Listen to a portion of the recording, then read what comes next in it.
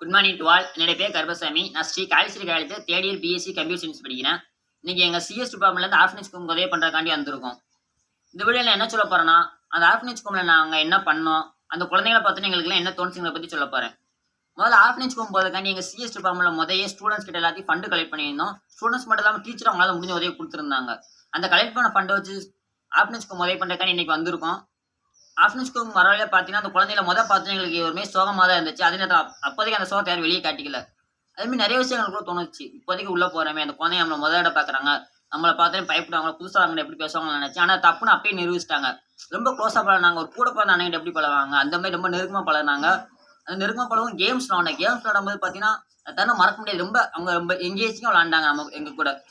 ஒரு அண்ணன் எப்படி பழகுவாங்க, புதுசாக எல்லாமே ரொம்ப எங்கேஜிங்காக ரொம்ப ஹாப்பியாக இருந்துச்சு. அந்த தருணங்கள்லாம் மறக்க முடியாது. ரொம்ப இனிமையான தருணங்களாக இருந்துச்சு.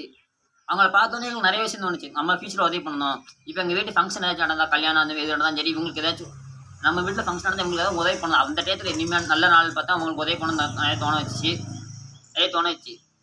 அப்புறம் பார்த்தீங்கன்னா, நாங்கள் பண்ணுற நிறைய விஷயம் தப்பு நிறைய உணர்த்துச்சு. எப்படின்னா, நம்ம அப்பா அம்மாவோட தேவையெல்லாம் பாக்கெட் மணின்னு சொல்லிட்டு அதிக காசு வாங்கி தேவையெல்லாம் வேஸ்ட் பண்ணிக்கிட்டு இருக்குமே அப்படின்னு நிறைய தோண வச்சுச்சு. சாப்பாடு விஷயத்தை பொறுத்த வரைக்கும்னா, அம்மா அந்த குழம்பு வச்சா எனக்கு அந்த குழம்பு பிடிக்கல, இந்த குழம்பு பிடிக்கல, அந்த வஞ்சனம் அப்படி இந்த வஞ்சனம் சொல்லிட்டு தேவையில்லாம சாப்பாடு வேஸ்ட் பண்ணிட்டு இருக்கோம்னு நினைக்க வச்சு. கண்டிப்பா இனிமேல் சாப்பாடு வேஸ்ட் பண்ண மாட்டோம். நம்ம எத்தனை பண்ண தப்புன்னு இருந்துச்சு. கண்டிப்பா இந்த மாதிரி தப்பு நம்ம மறுபடியும் பண்ண மாட்டோம்.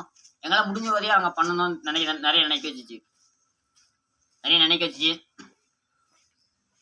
அப்புறம் பணம் மட்டும் இல்லாமல் அவங்களுக்கு நம்ம பேசுறது அவங்களுக்கு ரொம்ப ஹாப்பினஸ் கொடுக்குற மாதிரி இருந்துச்சு.